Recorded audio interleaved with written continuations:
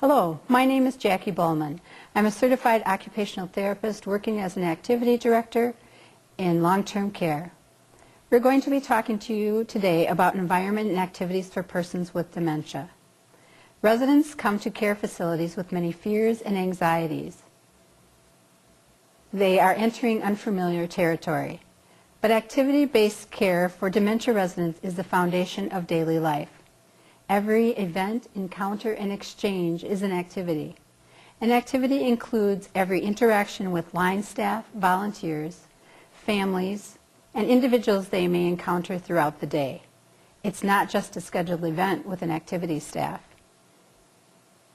Giving meaning to their life is every person's responsibility. Creating a positive existence is essential for residents' happiness. Now Cindy Schultz, Certified Activity Director, will discuss ways to decrease boredom, confusion, and loneliness. We are going to talk about providing meaning to their activity. Everything that we do is an activity. Activity fills our daily needs every day, whether we are breathing, walking, sleeping, eating, or singing. These are all considered to be activities. Remember the saying, what we don't use, we lose. If we don't exercise an ability, a person will soon lose that ability. Some of the things that activity provides. We continue to be able to do life tasks. We do meaningful daily experiences. We maintain a sense of physical well-being. A connection to the outside world by going on different outings. Expression of feelings. Sense of independence. A sense of control. A sense of achievement. Activities are part of our day. Whether activities are structured or unstructured, they are all part of the day. Meals are a very important part of the day for our residents. They enjoy doing work-like activities, activities that they did at home, sweeping floors, washing dishes, folding laundry. Fun activities. There's nothing better than to have fun while you're doing your job. Activities of daily living. It's very important to our residents that we give them choices, perhaps asking the resident what they would like to wear that day, or if they would like their nails manicured and fingernail polish put on. Educational. It is very, very important that we continue to educate our residents.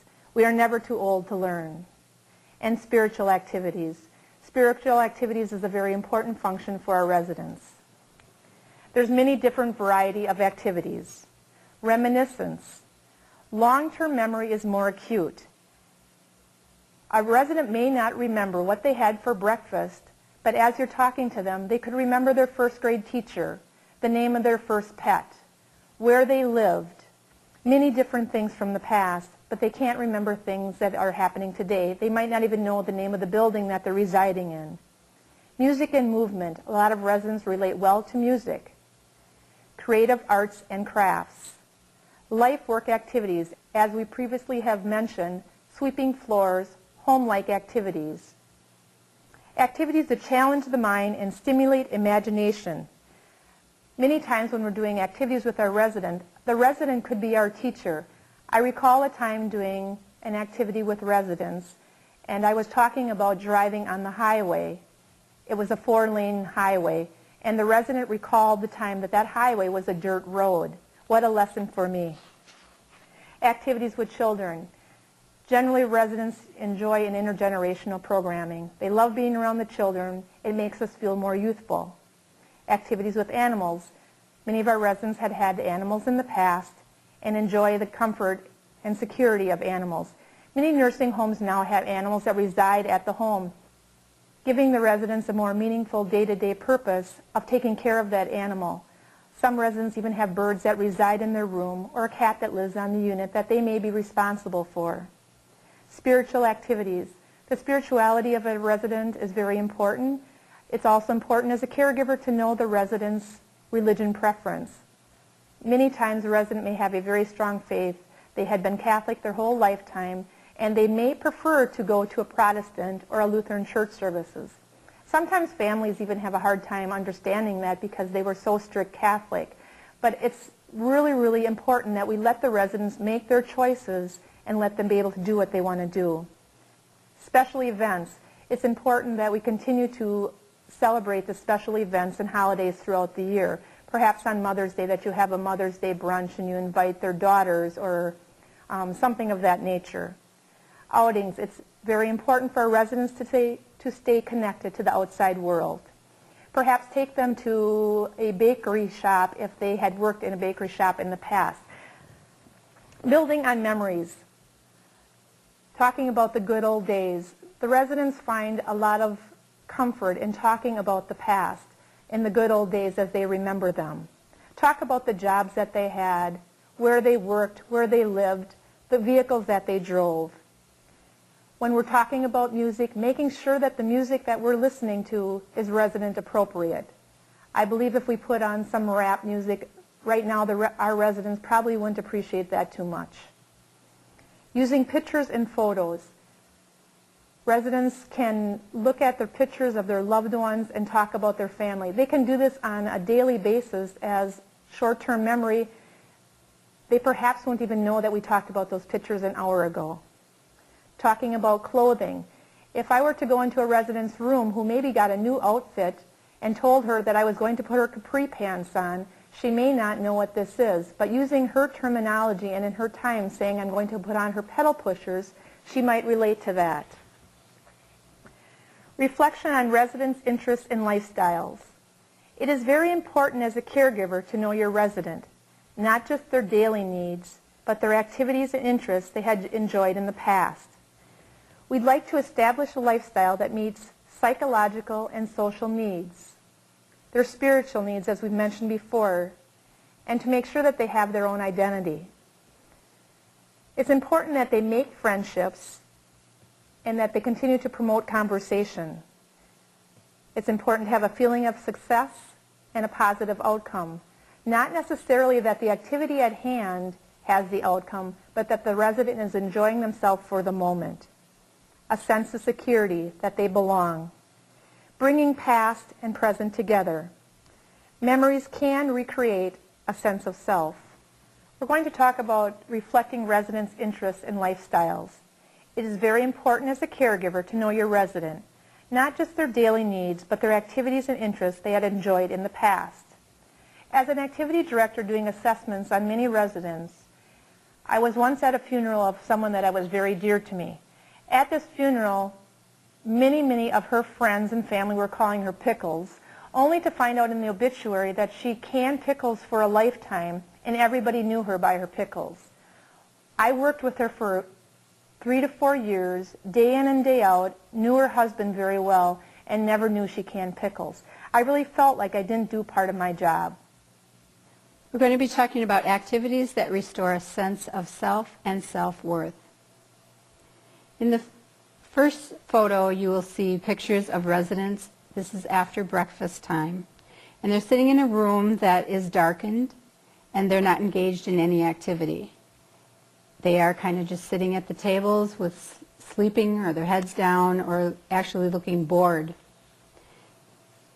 10 minutes later, we opened the windows, gave the residents different activities, and you can see by their faces the room is light, they're engaged in activities, they look much happier. They don't look so bored, and I think it gives them much more meaning to their day.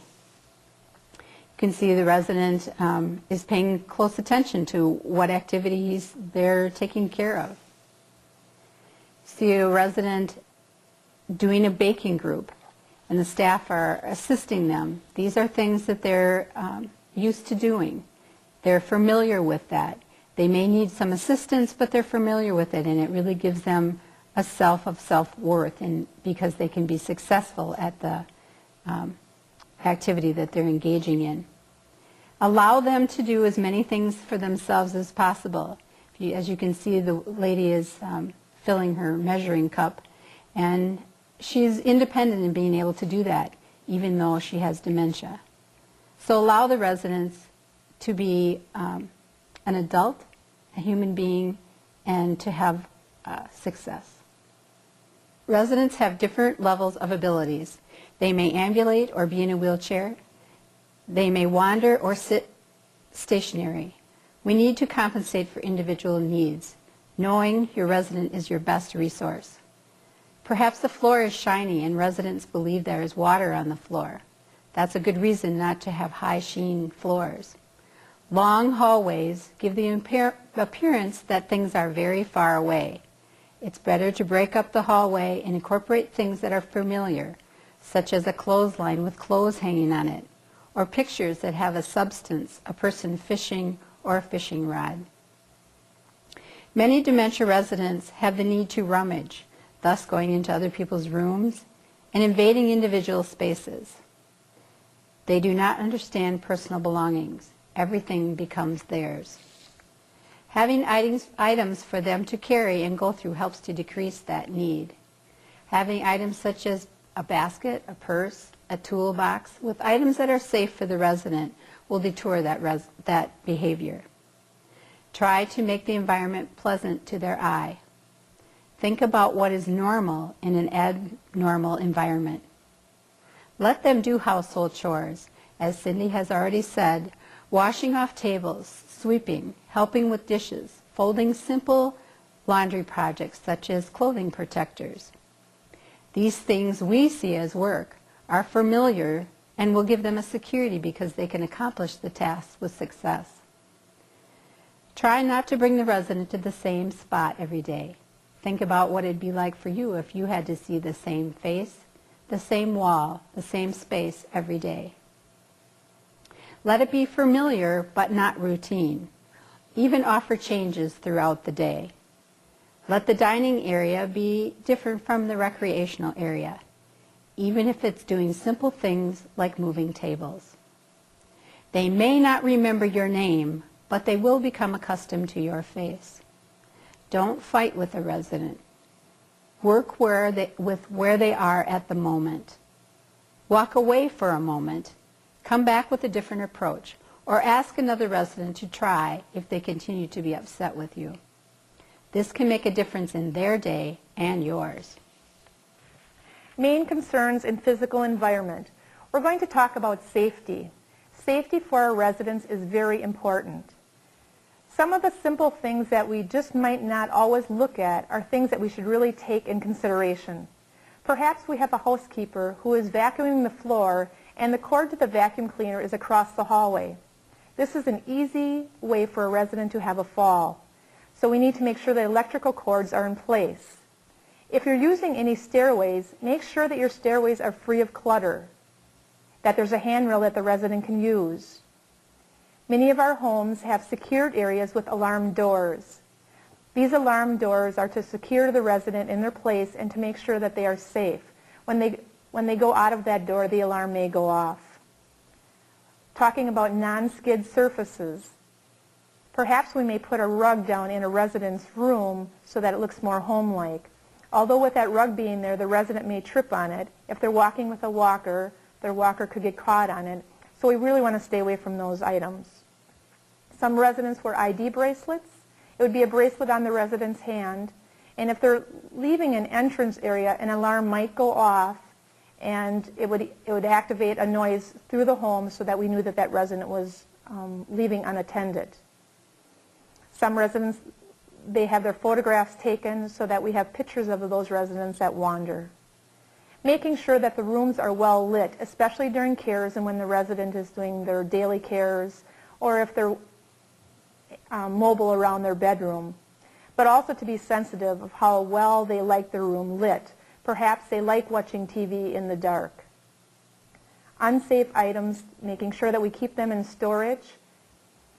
For an example, a bottle of fingernail polish that a resident enjoys having their fingernails a manicure done, but we wouldn't want to keep that fingernail polish within the resident's reach for fear that they might drink it or something of that nature. So we want to make sure that everything is safe in its place. I'm going to talk about ways to reduce environmental stress. When a resident comes into a nursing home, it's very crucial that their home, their room, is home-like. Perhaps you'd like to have the family bring in their favorite recliner or rocking chair. We might want some pictures on the wall so that the resident, while they're in their room, they would know it's their room from the pictures. We could even have a sign outside the door saying Betsy's room, or a bow on the door so that they could always say that I live in the room with the red bow. We'd like to decrease noise level. Noise level is very important. When we're talking to the residents, we need to make sure that we are aware of their hearing. We don't want to be yelling at someone because we think they're hard of hearing and they're feeling that they're being yelled at, nor do we want to be yelling down the hallway that we need some type of device in room 101 at the end. Control the lighting as we talked about before. We want to make sure that the lighting is suitable for our residents. Carpeting. We have many carpet patterns right now that have borders on them. When you're walking with a resident and they come to that border, sometimes the resident thinks that, especially if that border is darker colored, that that is a hole. They may avoid that area. They may not want to walk past that area. They might try to step over that area. You'll try to redirect them and reassure them that they're safe. Why involve the resident in activities? There are many reasons why we should. For sensory stimulation, to increase socialization, avoid and decrease behaviors. Keeping our residents more active improves appetite. For surely their quality of life. It reduces stress and tension. It's more positive and they build new strengths. We'd like to keep the residents active for as long as possible. To keep them more alert, increase self-esteem, and most of all, the biggest reward, their smiles. The best way to motivate residents. The time of day is essential, usually earlier in the morning or after they have eaten, or early afternoons after resting. Resident gets distracted if they have to be toileted, are tired, or they're hungry. Residents do well with routine. Most dementia residents do not get bored with an activity because of their short-term memory. They don't remember they did the activity. Flexibility is essential. You have to work with the mood of the resident and the surrounding. It doesn't pay to do a dice game with residents if environmental services are changing a tile over top of your head. It would be better to have a conversation about home repairs or jobs that they did at home. Work with the environment. Show enthusiasm. Show them that you're happy to see them. Be enthusiastic and positive about the activity that you're engaging them to perform. Attitude can make a difference in the success and the outcome. Activity program guidelines. When we're doing an activity with the residents, we'd like to keep it with a one-step direction, keeping it very simple and giving them a lot of time. By giving the resident many directions to do at one time would frustrate them and they may become more confused. When we're doing an activity with the residents, the outcome of the activity is not important, especially like in a craft project. It doesn't matter what color they choose to paint something. It doesn't matter if the project is complete at the end. What is more important is that the resident is having fun doing it. So the process is more important than the outcome. Allow time. Never rush your resident through any activity.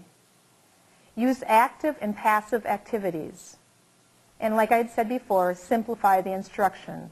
1 to 2 step directions. Giving verbal and visual cues. Limit the time of the activity, keeping in mind that the resident's duration of time to do an activity is probably pretty short. They tire easily distracted. Provide adult level activities. If I walked into a room and saw 7 residents coloring Winnie the Pooh pictures, it may seem really inappropriate. But if I had intergenerational programs or with a preschool and we were coloring Winnie the Pooh pictures, it would be very appropriate. But making sure that it is very adult. Perhaps we'd like to give that resident pictures of flowers or a barn scene or a house scene, something more adult-like. Be creative. Keeping small in number. It's easier doing a group with a smaller number of residents by giving them more one-to-one attention, the resident has a better opportunity to finish their project and to participate in the activity. Using touch therapy. If a resident is even agitated, we could do maybe like a hand massage. You can come up and touch the resident on the shoulders. And remembering to be flexible.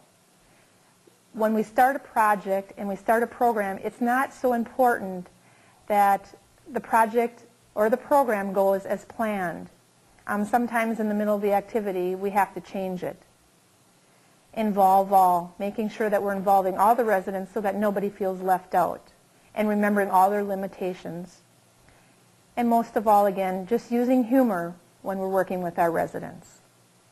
Sundowning refers to agitation and hyperactivity that begins in the mid-afternoon and may worsen into the evening. The resident may be hungry or fatigued or have pain or be fearful. This is the time of day when they feel they should be going home or that family should be coming home. They become fearful when their expectations are not met. Reassure the resident. Engage them in an activity to take their mind off of what's upsetting them. Talk to them about what is upsetting them. For an example, if they're waiting for their children to come home, talk to them about their children, what things they like to do. Did they used to cook? What was their favorite recipe? Redirect the conversation in a subtle way. Try to make the environment quieter, low-key later on in the afternoon. This may be difficult around meal times, but less disruption will be less behaviors. Try to use music that is soft and relaxing and of their era. Always try to reassure a resident that is having behaviors. Help them feel safe in their space. Cindy and I would like to thank you for giving us the opportunity to speak to you today about activities and hope this information will be helpful to you in your caregiving career.